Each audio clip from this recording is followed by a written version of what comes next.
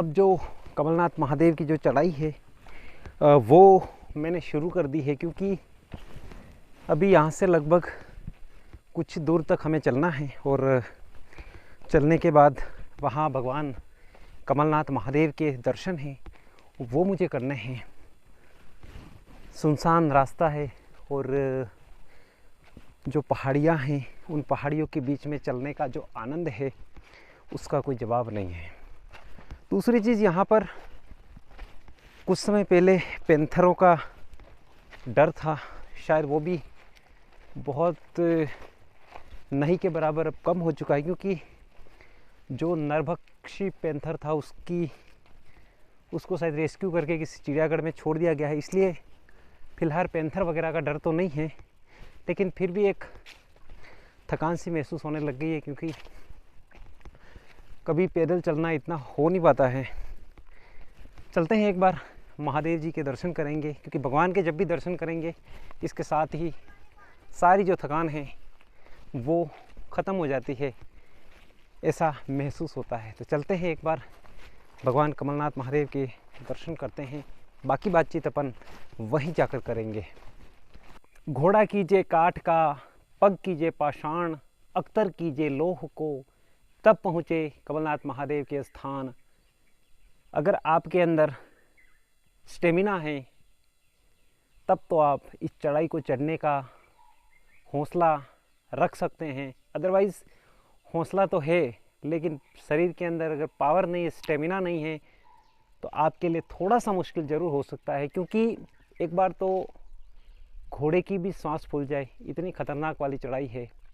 मैं एक बोतल तो पानी लेके आया था, वो लगभग ख़त्म होने आ गया है, और अभी भी मेरा महादेव जी के, कमलनाथ महादेव के स्थान पर पहुंचना बाकी है।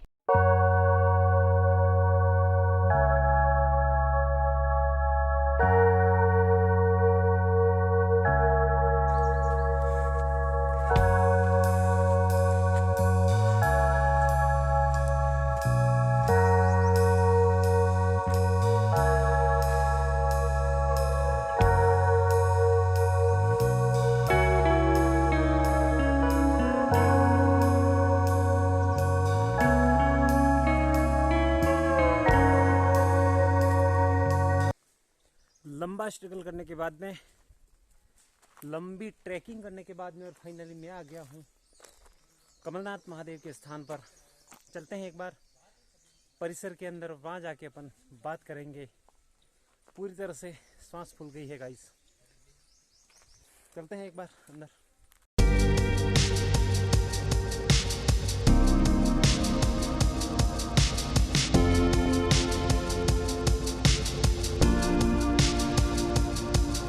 ऐसा कहा जाता है कि रामायण काल में लंकापति रावण ने भी यहाँ पर पूजा अर्चना की थी, और इस प्रकार की यहाँ पर किंवदंतियाँ बहुत सारी हैं, लेकिन कौन सी बात कितनी सच है उसके बारे में कहना थोड़ा मुश्किल है।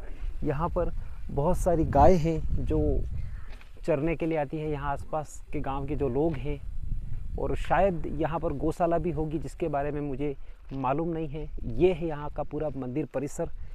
मुख्य मंदिर के अंदर मोबाइल का यूज करना और फ़ोटो लेना सख्त मना है, इसलिए मैंने वहाँ पर अंदर किसी प्रकार की फ़ोटोग्राफी नहीं की। जो भी जानकारी है वो आपको मंदिर परिसर के बाहर से ही मैं आप तक पहुँचा पा रहा हूँ।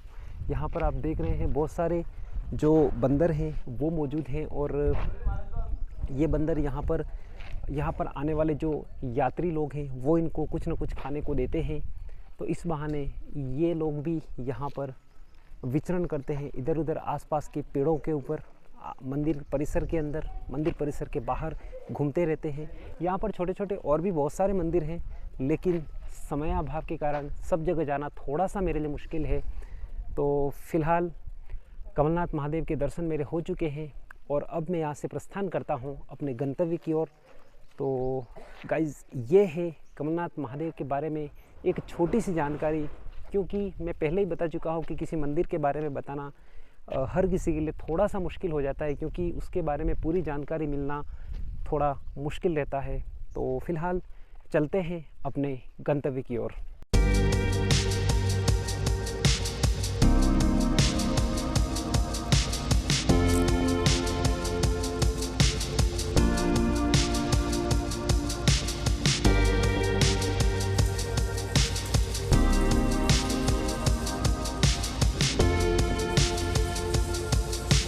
ये जो स्थान है यहाँ पर गंगा मैया है वो प्रवाहित हो रही है, तो अपन भी चलते हैं वहाँ पर, अपने आप को थोड़ा पवित्र करते हैं।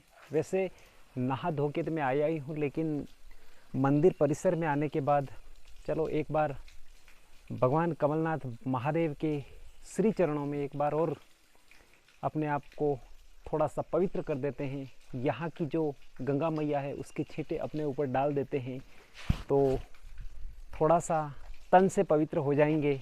अब मन से कितना पवित्र है वो तो भगवान कमलनाथ महादेव ही बता पाएंगे। तो चलते हैं एक बार यहाँ की जो गंगा मैया है उसके छींटे अपने ऊपर डाल देते हैं।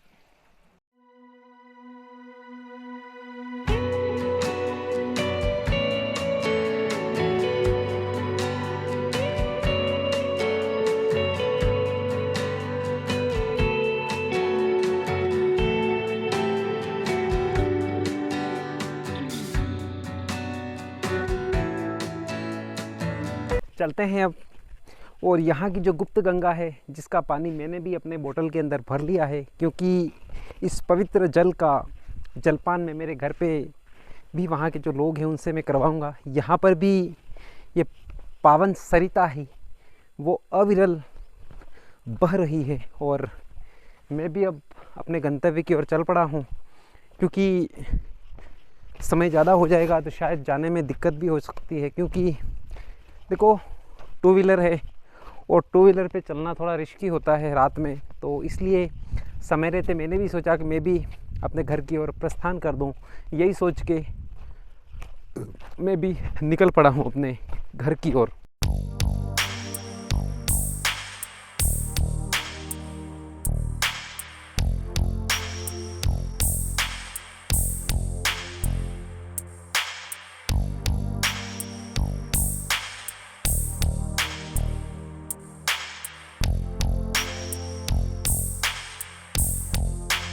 महादेव के दर्शन करने के बाद और मैं घूमता फिरता आ गया हूँ झाड़ोल कस्बे के अंदर। यहाँ आने के बाद कोई रिलेटिव रहते हैं जिनसे मैंने मुलाकात की, और मुलाकात करने के बाद मैं फ़िलहाल मैं अपने घर के लिए निकल चुका हूँ, क्योंकि ऑलमोस्ट शाम के 4 बज चुके हैं और शाम का समय होते ही अपने घर पे चले जाना चाहिए।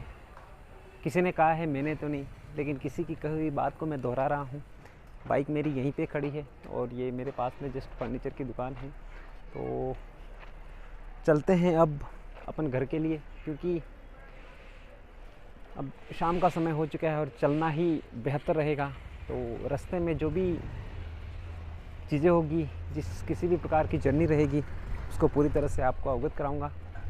तो बने रहिएगा ब्लॉग के अंदर। पूरा दिन सफ़र करने के बाद और फाइनली आ गया हूँ मैं घर पे।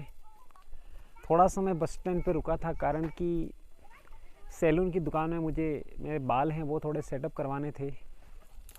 बाल सेटअप करवाने के बाद में और फाइनली मैं आ गया हूँ घर पे, और ऑलमोस्ट शाम ढल ही चुकी है।